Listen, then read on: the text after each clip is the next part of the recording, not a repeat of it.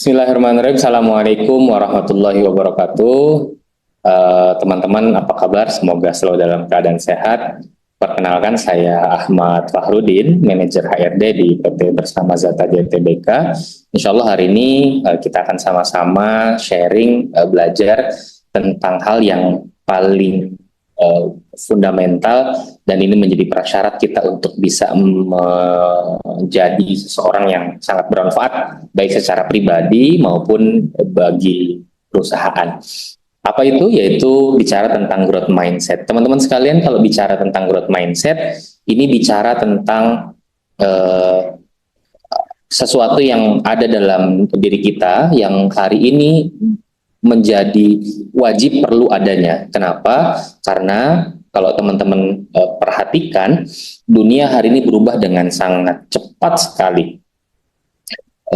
Beberapa peneliti menyatakan ada istilah VUCA, ya, volatility, uncertainty, complexity, dan ambiguity.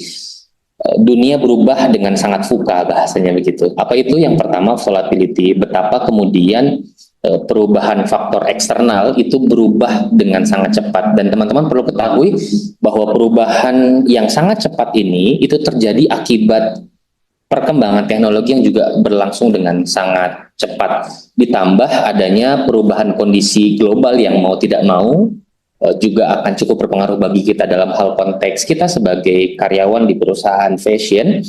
Apa yang happening, fashion yang happening di bentang dunia lain itu begitu sangat cepat akan mempengaruhi tuntutan fashion di Indonesia. Jadi kalau misalnya apa yang lagi ngetrend di Korea, misalnya apa yang lagi ngetrend di Amerika, apa yang lagi ngetrend di Spanyol, itu sedikit banyak bisa mempengaruhi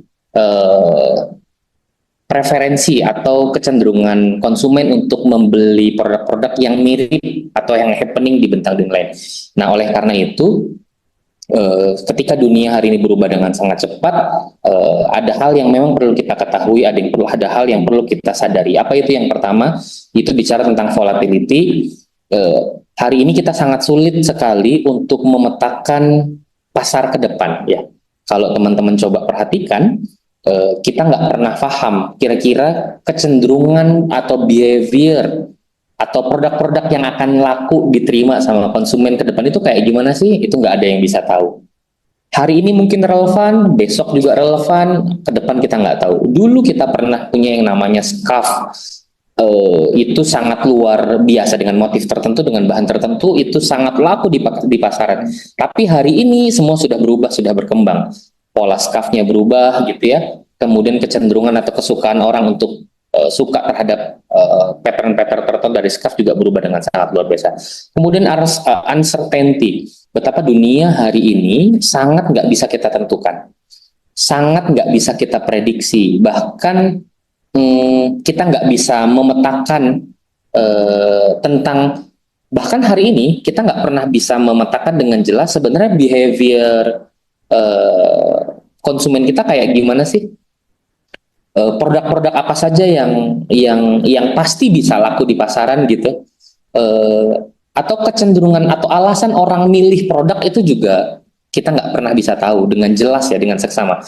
Saking luasnya paparan informasi, ya, teknologi itu membuat orang terpapar dengan informasi yang sangat banyak, terpapar dengan informasi yang sangat luas, yang menyebabkan kita nggak pernah bisa tahu sebenarnya apa yang disukai oleh dunia hari ini. Kemudian yang selanjutnya adalah complexity, sangat kompleks sekali. Jadi apakah jadi kita hari ini juga ketika kita memetakan produk-produk apa yang bakal laku, itu variabelnya sangat kompleks banget. Kenapa? Karena tadi arus informasi yang sangat terbuka lebar, kemudian kecanggihan teknologi yang juga makin pesat, kemudian tadi kondisi global yang juga mempengaruhi dan memapar bisnis kita dengan sangat luar biasa, sehingga mempengaruhi keinginan kebutuhan konsumen gitu. Itu juga membuat akhirnya peta dari kebutuhan real konsumen itu apa, itu juga menjadi semakin kompleks. Dan pada akhirnya situasi ini membuat informasi atau kondisi menjadi sangat ambigu gitu ya. Kita nggak pernah tahu nih sebenarnya situasi hari ini tuh kayak gimana sih, situasi bisnis fashion tuh kayak gimana sih, apa yang kemudian fashion yang kayak gimana yang bisa terus tumbuh dan berkembang gitu. Nah, situasi pasar yang berubah dengan sangat cepat ini menuntut kita untuk menyadari bahwa kita juga harus siap terhadap situasi ini. Kita juga harus bisa merespon situasi ini. Jadi jangan sampai kita ketika menyadari bahwa dunia sudah berubah dengan sangat cepat, pasar sudah berubah dengan sangat cepat, kebutuhan konsumen berubah dengan sangat cepat, termasuk kecenderungan orang untuk beli produk berubah dengan sangat cepat, kita masih menggunakan cara-cara yang lama. Kita masih menggunakan hal-hal yang umum sudah dilakukan oleh banyak orang yang itu belum tentu berhasil. Kalau kata Einstein, hanya orang gila yang berharap mendapatkan hasil berbeda dengan cara yang sama. Saya ulangi, kalau kata Einstein, hanya orang gila yang berharap mendapatkan hasil berbeda dengan cara yang sama. Sehingga cara-cara yang dulu pernah relevan, bahkan memberikan dampak yang sangat luar biasa di bisnis Elkop sekitar tahun 2014 sampai 2018, yang membuat kita mengalami lompatan-lompatan pasar, lompatan finansial, lompatan pendapatan yang sangat luar biasa. Hari ini cara-cara yang dulu pernah kita pakai belum tentu relevan, belum tentu diterima oleh publik, termasuk juga bagaimana cara kita melayani, bagaimana cara kita menjawab pertanyaan-pertanyaan konsumen, termasuk juga bagaimana cara kita bekerja, ya, itu akan sangat berbeda, ya. Oleh karena itu, kita perlu memahami bahwa situasi hari ini sangat luar biasa berat. Situasi hari ini sangat menantang, ya. Bukan berat, sangat menantang. Kalau kemudian kita ketahui kalau bisnis fashion itu bisnis yang sangat, istilahnya apa ya? Bisnis yang red ocean, ya, benua yang merah. Kenapa? Karena bisnis fashion adalah bisnis yang mudah dimasuki oleh banyak orang tanpa perlu ada kompetensi atau keahlian khusus. Karena semuanya sudah terbuka, ya, sudah banyak para pemain-pemainnya. Dari mulai brand internasional sampai brand lokal, bahkan startup hari ini juga banyak, ya, sama-sama main di bisnis fashion, yang karenanya situasi bisnis fashion memang sangat menantang. Ditambah juga situasi konsumen yang memang cukup volatil, cukup mudah tergoda, tergadai, atau cukup mudah dipengaruhi oleh harga. Jadi kalau harganya beda sedikit, konsumen pasti akan pindah beli di tempat lain. Dan lewat marketplace yang menjadi salah satu kanal penjualan online yang memudahkan dan hari ini masih terus happening, itu membuat orang sangat mudah membandingkan satu produk dengan produk yang lain, membandingkan harga gitu dengan produk yang lainnya. Oleh karenanya, kita sebagai salah satu pionir perusahaan bisnis fashion muslim di Indonesia juga harus bisa menyesuaikan diri. Sama seperti pelajaran yang kita dapatkan di brand Nokia. Ya, kalau teman-teman pernah mengetahui brand Nokia, brand yang lahir sekitar tahun 80 atau 90-an, lewat smartphone-nya gitu. Bahkan ada fenomena di tahun 2027, hasil survei menyatakan bahwa market shares Nokia itu bisa ngambil 40% dari pasar global. Teman-teman ketahui 40% dari pasar global itu sangat besar sekali. Dengan kata lain, kalau ada 10 orang dia pakai handphone, 4 diantaranya itu pasti pakai handphone Nokia. Selebihnya brand-brand yang lain tuh, barengan, berebutan. Betapa sangat luar biasanya brand Nokia pada saat itu. brandingnya sangat luar biasa, penerimaan publik juga sangat luar biasa. Tetapi setelah tahun 2007 muncul muncul brand iPhone yang sebenarnya juga sudah ada, eh, yang kemudian dia mengusung pola iOS yang berbeda, ya nggak? Yang ternyata itu bisa cukup berdampak pada bisnisnya Nokia. Hari ini kita ketahui Nokia yang dulu pernah memenangkan 40% dari pasar global, hari ini sudah nggak ada. Hari ini sudah nggak kedengeran. Hari ini udah tutup. Ya nggak, bahkan udah dibeli beberapa kali sama provider telekomunikasi lainnya. Bahkan dulu ketika Nokia berada pada posisi hampir tutup ya, bahkan nyaris tutup dan sebentar lagi mau tutup, sampai CEO Nokia itu bilang, padahal kami nggak pernah melakukan hal yang salah, tapi entah kenapa, gimana caranya kok kita juga nggak paham, kita kalah dari pertarungan. Nah, pelajaran berharga dari Nokia ini menyadarkan kita bahwa tidak pernah ada status quo, tidak pernah ada yang bisa menjamin bahwa sebuah brand apapun itu bentuknya, mau fashion, mau elektronik atau apapun itu bisa cukup tangguh ratusan tahun gitu ya, atau dalam kurun waktu yang panjang dengan sendirinya. Ya. Fenomena teknologi yang berkembang dengan sangat pesat, informasi yang terbuka dengan sangat luas dan bebas, membuat pola bisnis berubah. Ya. Kalau dulu ikan besar makan ikan kecil, brand-brand besar mengalahkan brand-brand kecil. Sangat berat. Bahkan dulu kita nggak pernah ngebayangin kan, industri rumahan lokal ya nggak, itu bisa bikin sekelas Superindo tutup, atau industri yang berbasis marketplace itu bisa bikin mall-mall kehilangan omset, bahkan nggak sedikit omset mall yang tutup. Perubahan situasi dunia hari ini membuat pola bisnis berubah. Kalau dulu brand-brand besar ngalahin brand-brand kecil, hari ini brand-brand kecil bisa secara pede makan atau ngalahin atau ngambil pasar brand-brand besar. Contoh paling gampang, betapa banyak hari ini brand-brand fashion muslim yang baru tapi happening, tapi viral, tapi banyak peminatnya. Sehingga itu membuat konsumen brand-brand besar menjadi berpindah tempat, jadi pindah haluan. Dan situasi ini juga makin menantang. Kenapa? Karena situasi ekonomi Indonesia yang lagi turun.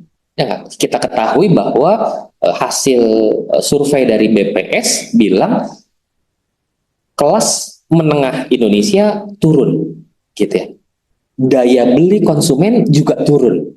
Nah, ini yang makin menantang buat kita, bagaimana caranya kita bisa memenangi pertarungan dengan brand-brand yang banyak, baik itu brand global atau brand startup, di tengah situasi pasar yang sangat juga dalam kondisi tidak cukup mudah ngeluarin uang untuk beli baju.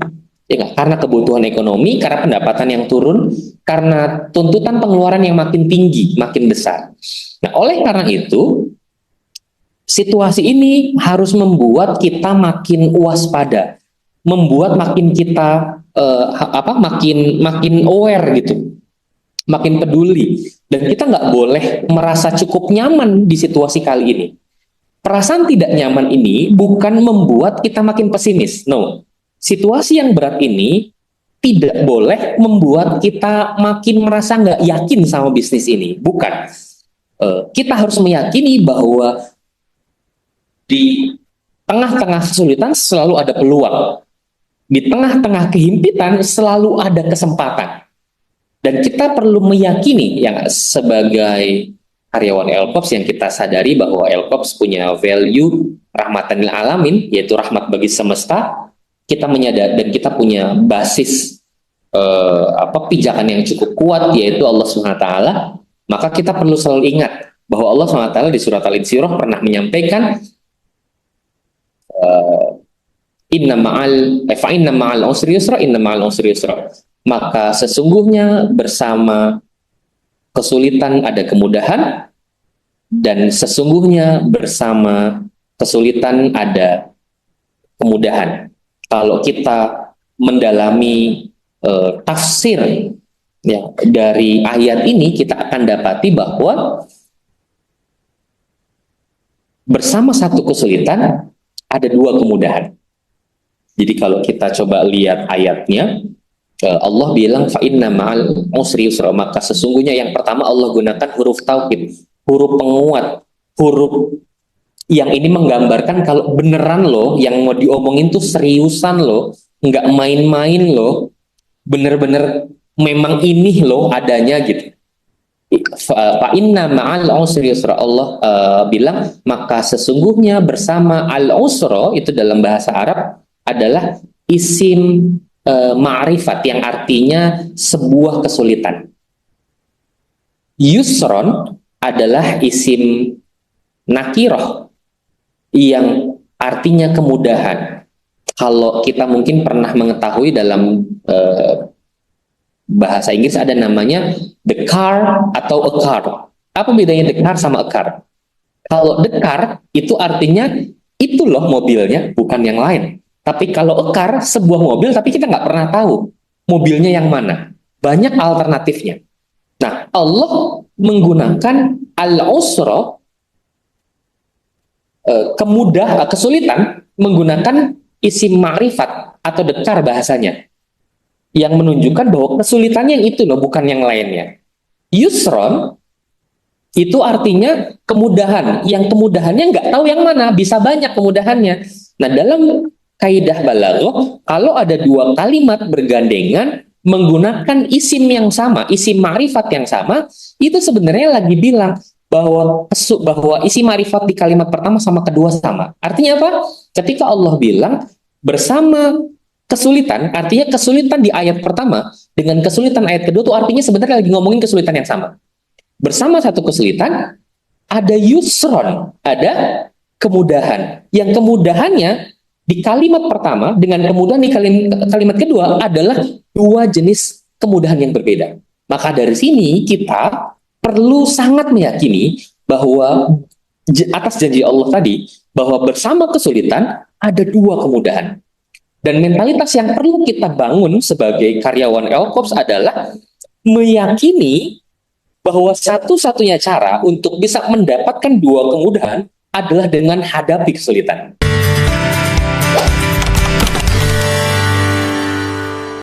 So di situasi pasar yang makin tidak menentu, yang makin VUCA tadi, yang makin volatil, yang makin uncertainty, yang makin kompleks, yang makin ambigu, itu membuat kita nggak boleh patah semangat, membuat kita makin yakin bahwa kita perlu berusaha untuk dapetin dua kemudahan. Dan someday, di titik tertentu, kita pasti bisa memenangi pertarungan ini. Dan kita pasti tetap akan bisa menjadi pemenang di bisnis ini. Nah, ini yang perlu kita yakinkan bersama.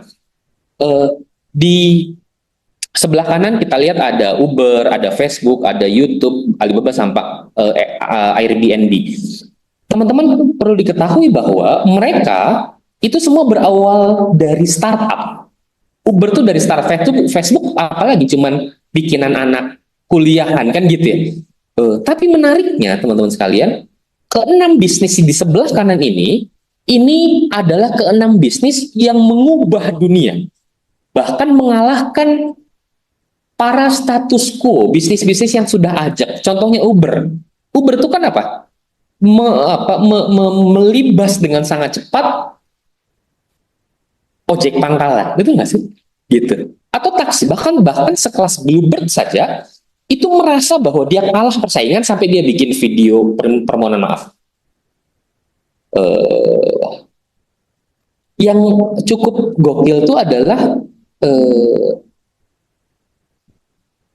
Airbnb, ini hospitality, ya nggak? Itu juga ngalahin para pemilik real estate. Nah, dia itu ngebantuin ngejualin sebenarnya. Ya, bekerja sama. Makanya di bisnis di teknologi yang sangat luar biasa hari ini itu nggak ada bisnis yang ada jaminan sustainnya. Nggak ada satupun bisnis yang merasa cukup percaya diri bahwa dia pasti bisa langgeng dengan nyaman, dengan enteng dalam kurun waktu yang panjang ya. Karena situasi pasar berubah ya dengan teknologi tadi. Nah, oleh karena itu, tantangan strategis yang memang perlu kita sadari hari ini bahwa kita nggak boleh memaksakan selalu menggunakan cara-cara yang sama, jebakan cara-cara yang sama untuk berharap mendapatkan hasil yang berbeda. Yang kedua, tantangan yang berikutnya adalah gimana caranya kita bisa memastikan bahwa selalu ada inovasi untuk menjawab situasi pasar yang tidak menentu tadi. Ini berlaku bagi semua bisnis. Dan mentalita ini harus ada di semua orang, di semua karyawan. Ya nggak? Dan oleh karena yang terakhir juga tantangan selanjutnya adalah bagaimana perusahaan ini bisa melakukan transformasi untuk beradaptasi terhadap situasi lingkungan yang tadi tidak menentu, berubah dengan sangat cepat, nggak ada yang jelas gitu. Dan ada yang menarik bahwa bicara tentang inovasi itu bukan cuma sekedar bicara tentang kita memperbaiki satu hal, tetapi mencoba keluar dari hal yang nggak pernah kita pikirin. Sebenarnya dulu kita pernah mengenal kalau di teman-teman sales itu ada namanya mobile selling. Mobile selling mungkin untuk banyak bisnis itu tidak dilakukan. Nah, tetapi ini adalah cara sebuah terobosan yang sangat luar biasa. Tapi menariknya itu dulu relevan dan sangat berdampak. Apakah hari ini masih relevan? Belum tentu. Belum tentu tidak berdampak atau belum tentu berdampak. Nah, ini yang perlu kemudian dievaluasi dengan sangat luar biasa. Termasuk juga misalnya di toko-toko sudah ada TikTok atau sudah ada media sosial kayak Instagram. Pertanyaannya, kenapa itu belum efektif? Atau apa yang membuat itu efektif? Nah, ini yang perlu kita terus improve, terus kita perbaiki, terus kita ikhtiarkan hingga pada akhirnya bisa menemukan format yang sesuai dan pada akhirnya bisa berdampak yang luar biasa buat sales di toko.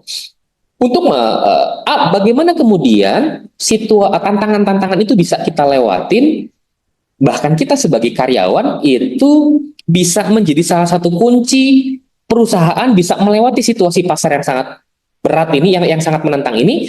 Kuncinya ada di mindset, di cara pikir kita. Ada buku menarik ya, karya Carol Dweck ya, ini cukup fenomenal. Beliau adalah seorang PhD psikolog begitu, yang melakukan riset di buku ini kurang lebih hampir 20 tahun dia melakukan riset tentang mindset, dan ternyata ada beberapa hal yang teori-teori dulu didobrak gitu ya. Kalau dulu mungkin kita menganggap bahwa bakat itu adalah anugerah bawaan lahir dan seseorang nggak mungkin bisa keluar dari zona bakatnya. Atau ada orang-orang yang tidak mungkin bisa melakukan sesuatu karena dia tidak berbakat. Ini adalah perspektif orang-orang dulu, atau mungkin hari ini juga ada sebagian di antara kita yang menganggap bahwa bakat itu adalah segalanya gitu ya. Bahkan kita dilarang untuk melakukan sebuah kegagalan. Wah, itu kan lebih repot ya, padahal di balik kegagalan ada pelajaran berharga yang itu bisa ketika kemudian disadari dan diperbaiki bisa menjadi langkah awal untuk bisa menemukan kesuksesan atau jalan kesuksesan. Dan menariknya juga di riset beliau itu juga menyampaikan bahwa tidak selalu orang yang awalnya paling pintar juga akan berakhir menjadi orang paling pintar. Ya, betapa banyak orang-orang yang dulu tidak dianggap atau dulu dianggap bukan siapa-siapa, seperti tidak punya masa depan, hari ini tampil di hadapan dunia. Contoh paling gampang misalnya adalah Jack Ma. Jack Ma, kalau teman-teman baca biografinya, dia hanya seorang bocah dari keluarga miskin di pedalaman Cina, yang secara fisik juga, ini tidak bermaksud untuk ngejelekin, karena faktanya hidupnya jauh lebih beruntung daripada banyak orang gitu. Secara fisik dia tidak terlalu tampan dan tubuhnya juga kecil gitu. Dan dia berusaha ingin menjadi seseorang, punya hidup yang lebih baik. Beragam macam hal dia sudah lakukan, dan dia banyak sekali kegagalan. Dia bilang dalam sebuah seminarnya, saya daftar ke Oxford 10 kali dan 10 kali itu saya ditolak. Di biografinya disampaikan bahwa dia pernah ikutan tes polisi untuk jadi polisi, kurang lebih dari 11 orang, dari 12 orang yang daftar, yang diterima 11, satu yang tidak diterima adalah dia. Gitu. Jadi dia itu dia pernah menjalani hidup dalam serangkaian perjalanan yang berat sebenarnya. Yang kalau bahasa kita, bahasa kekinian tuh emang nggak punya masa depan. Tapi faktanya hidup dia berubah. Dia tetap berusaha. Bahkan dia ketika dia menyadari dia adalah orang yang tidak punya atau miskin gitu, dia ketika ingin belajar sesuatu, ingin belajar bahasa Inggris, dia pernah menjadi seorang tour guide, ya nggak? Tour guide, dan dia bilang sama turisnya, kamu nggak usah bayar saya dengan cara ajarin bahasa Inggris. Masya Allah. Nah, hingga pada akhirnya kita ketahui Alibaba.com, ya nggak? Dan itu menguasai dunia luar biasa. Ya, salah satu kanal marketplace yang luar biasa. Kalau teman-teman tahu, transaksi produk-produk yang dijual Alibaba.com itu bukan cuma produk-produk yang kayak ada di mana? Di marketplace di Indonesia yang secara nilai nggak gede-gede banget ya, paling 20 juta, 30, 40 juta. Di Alibaba.com itu bahkan saya pernah ya, karena saya pernah ada di bisnis lain, itu jual batu bara. Kamu tahu batu bara itu harganya miliaran. Dan Alibaba.com tuh ngejual model kayak begitu dengan nilai yang sangat luar biasa besar, yang sangat mahal. Dan Jack Ma pernah menjadi pernah masuk 10 orang terkaya di dunia. Nah, ini bicara tentang mindset. Kenapa dia punya kesempatan kayak begitu? Karena dia merasa meyakini bahwa dia selalu punya kesempatan untuk bisa sukses, untuk bisa merubah kehidupannya. Kita juga sama. Saya tidak pernah menganggap apapun lulusan Anda, SMA, SMK, S1, S2, S3, itu tidak pernah menjamin kesuksesan teman-teman sekalian. Dan ketika kita memiliki jenjang pendidikan yang lebih rendah, itu tidak menjadi alasan atau tidak menjadi barrier bahwa kita mustahil untuk dapetin keberhasilan. Enggak. Tidak. Nah, cara pikir ini yang memang perlu terus kita tumbuh kembangkan. Termasuk juga tadi, ketika kita menghadapi pasar yang sangat luar biasa, persaingan yang sangat luar biasa, brand udah di sana-sini gitu ya, ngepung kita di sana-sini, bukan berarti kita nggak punya kesempatan. Mindset yang harus ada di diri kita adalah berarti kita perlu berusaha lebih keras dan berikhtiar lebih cerdas. Ya, hingga pada akhirnya ya kita akan mendapatkan tadi 2 kemudahan. Ya, jadi percuma kalau kita punya bakat yang bagus, percuma kita punya misalnya teman-teman sales assistant atau teman-teman tim toko, wajahnya cantik, ngomongnya juga oke, rapi gitu. Orang ramah, tetapi kalau dia nggak mau belajar, dia akan tergantikan. Kalau dia malas, bukan tempatnya dia lepas. Ya. Nah, oleh karena itu kita perlu. Jadi di bukunya Mindset Carol Dweck ini, dia bilang ternyata ada 2 jenis mindset di dunia ini. Ada namanya fixed mindset. Ada namanya growth mindset. Apa itu fixed mindset? Mereka adalah orang-orang yang menganggap bahwa kecerdasan, kepribadian, karakter adalah sesuatu yang udah pasti ajak stagnan. Wah, di situ. Gitu.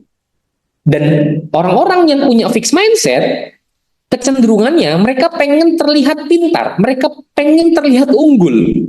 Mereka pengen tampil menawan, sehingga mereka paling benci sama kegagalan. Dan di banyak tempat, mereka memilih untuk tidak melakukan sesuatu karena nggak mau keunggulannya tersoreng karena kegagalan yang dia bisa lakukan ketika dia melakukan hal tersebut.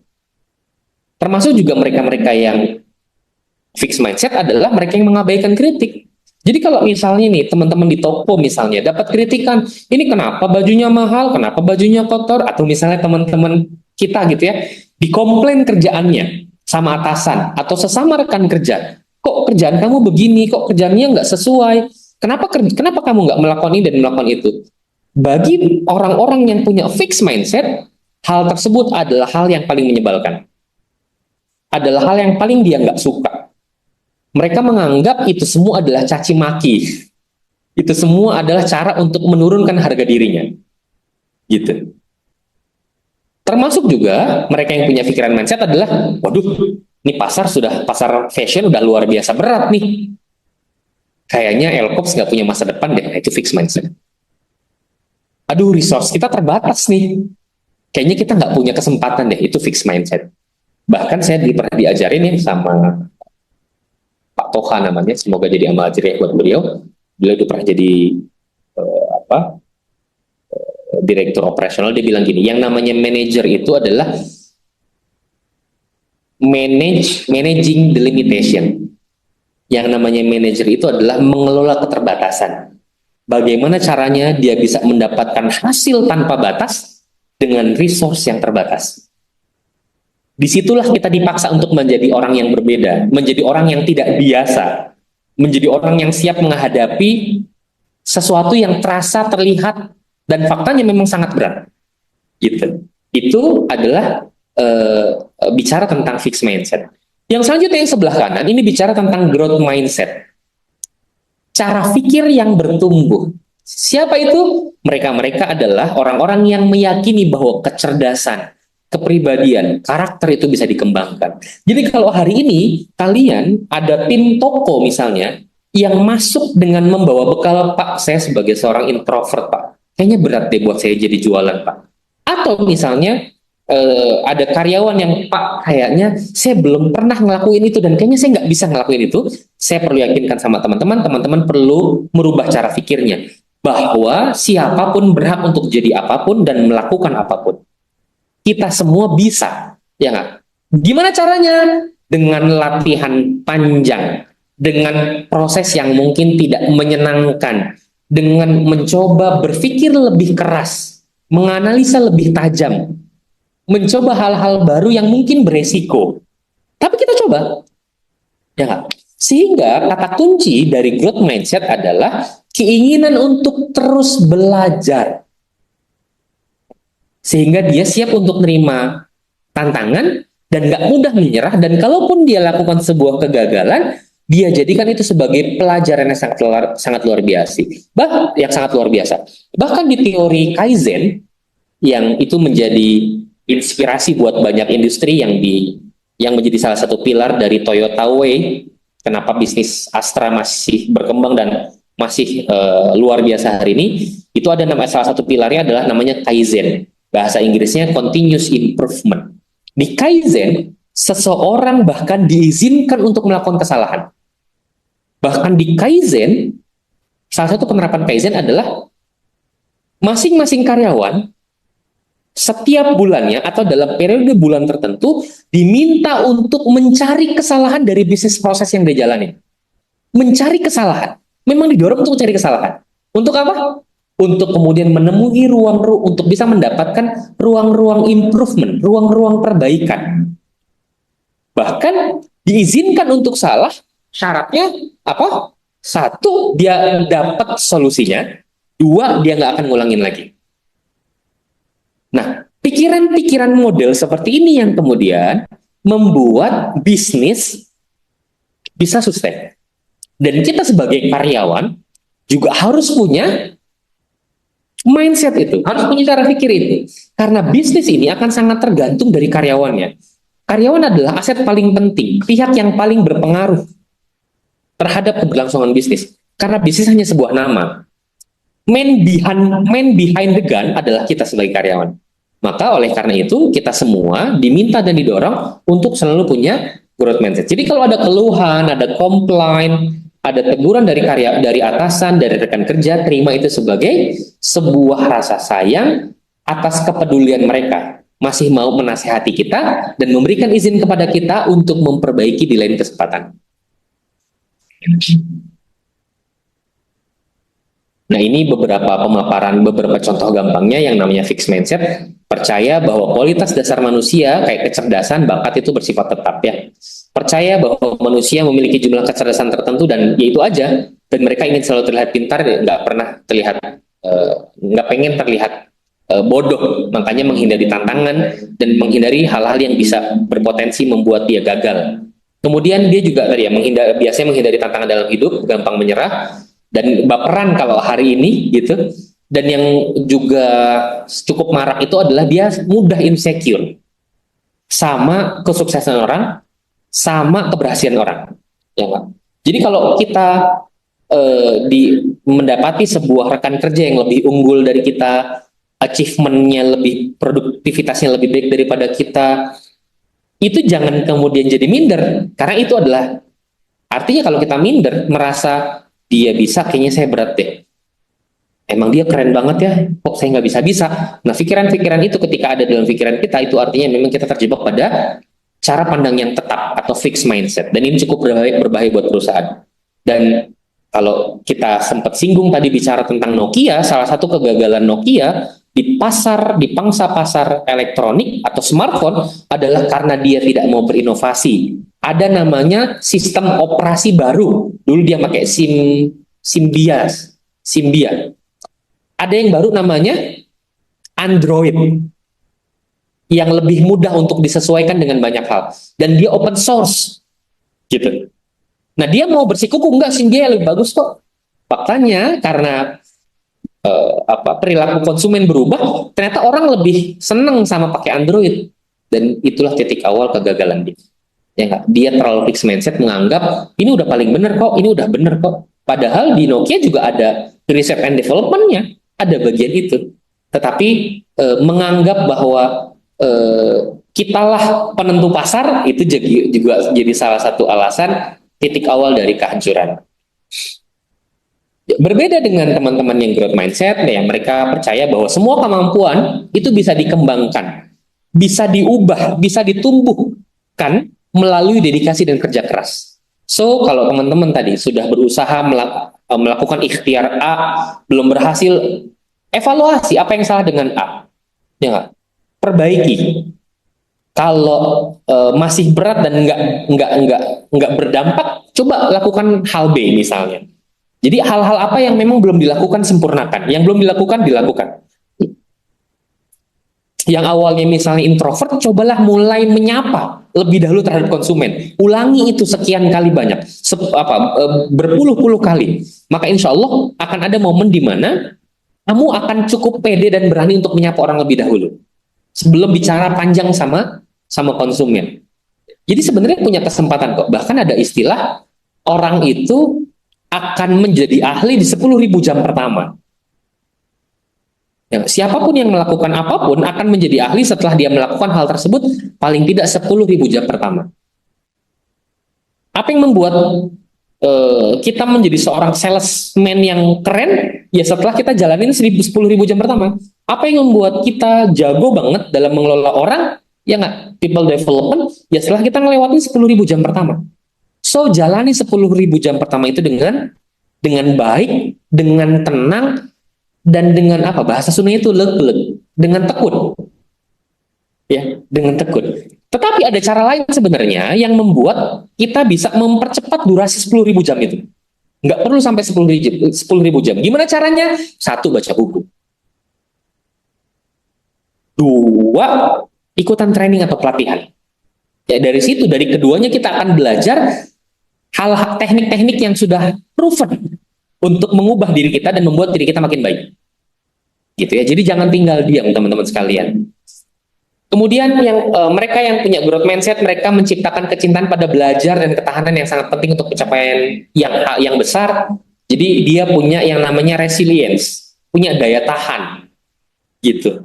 dimarahin, dibentak, dikomplain, di ya disalah-salahin apapun itu namanya, anggap itu sebagai sebuah bentuk cinta, anggap itu sebagai sebuah nasihat, anggap itu sebagai sebuah kesempatan yang diberikan untuk kita bisa memperbaiki diri. Sehingga itu semua bisa kita terima dengan baik. Jadi kita nggak perlu baper. Ya. Kita nggak perlu baper. Kemudian tantangan itu dianggap sebagai sebuah kesempatan untuk berkembang. Karena kalau kita pernah ingat perahu yang sangat bagus, sangat hebat, sangat kuat, itu tidak dibuat hanya untuk bersandar di dermaga. Perahu yang hebat, bagus, kuat, kokoh, itu dibuat untuk bisa mengarungi samudra, menghadapi semua tantangan yang ada di tengah lautan, baik itu panas terik yang sangat luar biasa, ombak yang begitu besar, hingga pada akhirnya sampai di tujuan.